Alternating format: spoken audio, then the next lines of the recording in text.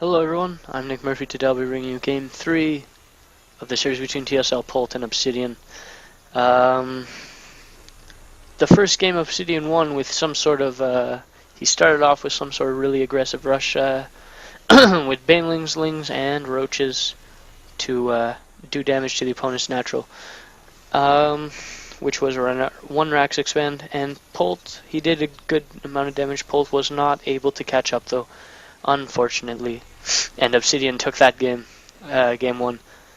Next game, Polt took it. Obsidian tried the exact same thing, some variation of that, and then Polt defended beautifully, took almost no damage, and left the Zerg player in a very awkward position. So he couldn't really come back. But this is game 3. This is the last game. The winner of this will indeed win the series, and so yeah, this is a very important game. Obsidian going for this relatively early drone scout. Yet again, he's done that quite a bit recently. He really wants to guarantee that he absolutely will 100% be able to get inside the base and be able to see and maybe even get out. It's not a 100% guarantee, but in order to not let it happen, Polt has to sacrifice a good bit of economy and build that supply depot quite a bit earlier than he would normally want to. He'd have to cut SCVs or delay the command center or something like that. He'd have to delay something or other, and you really don't want that to happen. So it would pretty much hurt the Terran economy. Very much so. Trying to get a kill on the SCV, nearly got it. Actually, 10 hit points left. 2 shots from the drone will indeed finish it off. Obsidian seeing here that he definitely does not have a any sort of gas, and he sees the drone count or the SCV count, and he's gonna say he's probably getting some sort of 1 Rax expand, which is that's the most likely scenario. SCV gonna do some scouting, seeing this, a hatch first, then a pool and a gas, actually a gas for the 3rd time in a row, going with an early gas. He's used it for very aggressive play so far, so I'm assuming that's what he's going to do again. He might be looking to apply some bit of pressure with roaches, yet again, to try to do some damage to the fast expanding Terran. The gas was actually placed a tiny bit after the pool this game. Before it was always placed before the pool. And natural hatchery just about to finish up when Terran's is about a quarter done, a third done, I guess. So not too bad. 2 queens going to start as soon as the pool finishes would be my guess. He has the money. There you go. 2 queens to start it. And since he's got this gas, I'm going to say he's probably not going to want to add a second pair of queens because he probably won't really afford it.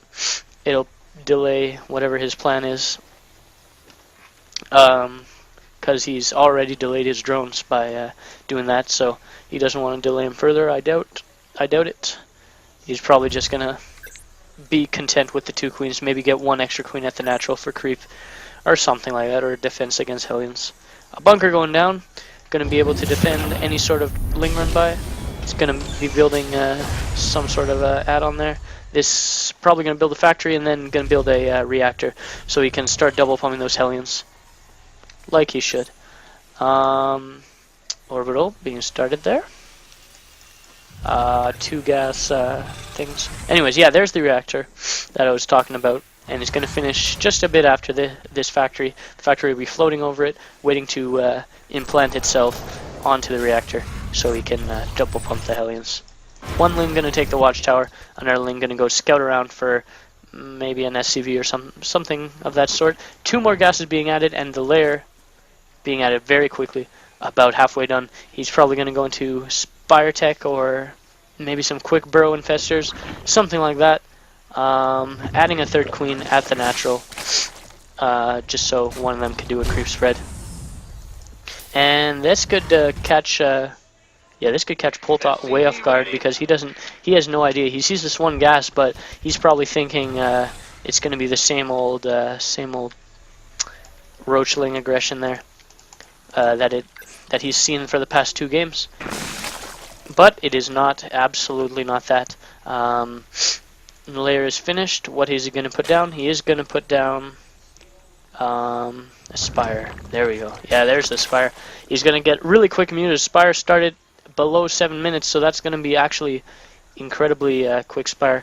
But Polt is actually working on infantry weapons, which means he has this building right here, which can make missile turrets, which allows you to make missile turrets. This Hellion's going to go and scout for the third. There is no third. It shouldn't be quite a big surprise to him because he saw the early gas, so it's very unlikely that he's taking a quick third.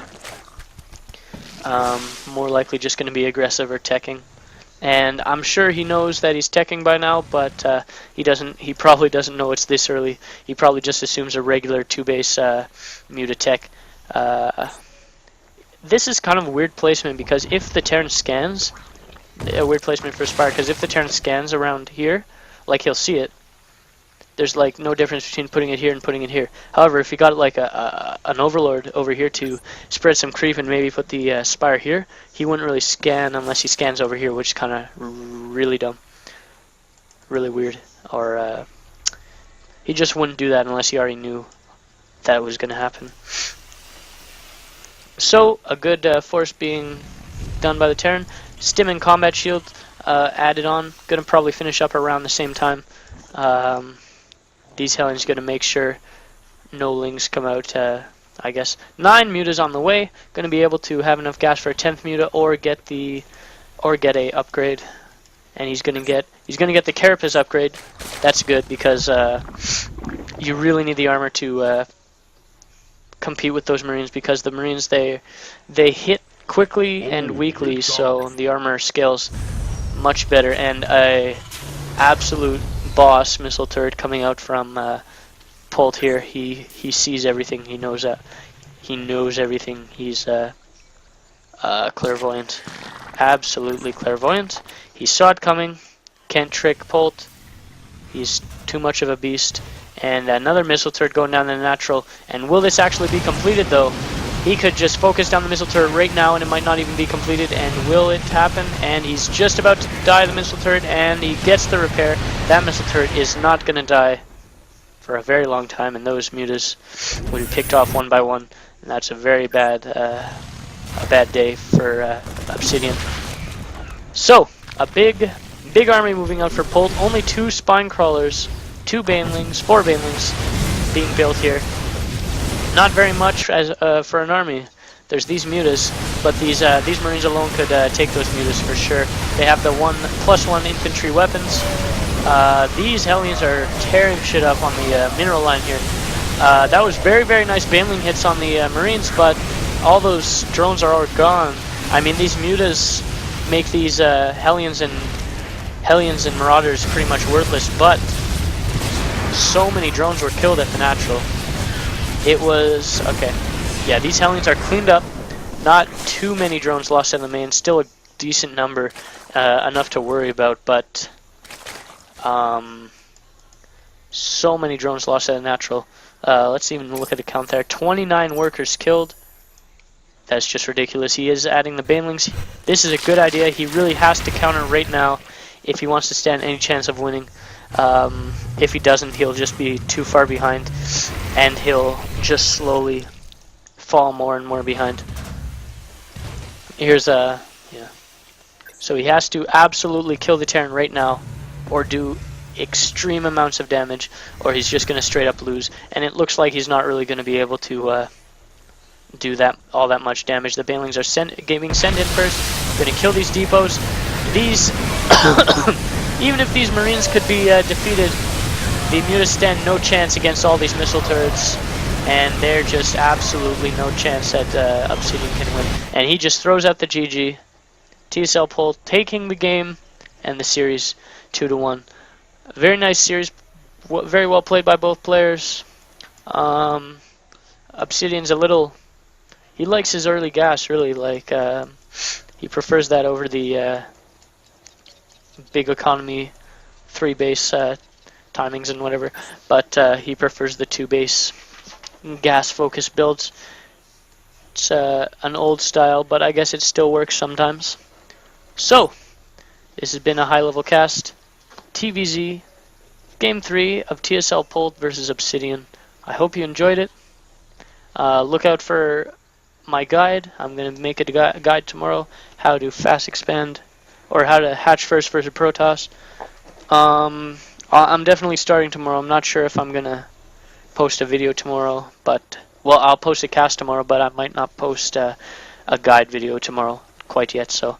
But keep on the lookout for that. Like, favorite, subscribe, tell your friends, tell your grandma about me. Get some viewers. Thank you. If you have any questions about the cast or about StarCraft 2 strategy, leave me a comment. I'll answer it in the next video. If you want free coaching on the NA server, email me at nickyboy99@hotmail.com. Read the description, all the information's there. Thank you for watching. I hope you enjoyed it. I'm Nick Murphy. Bye-bye.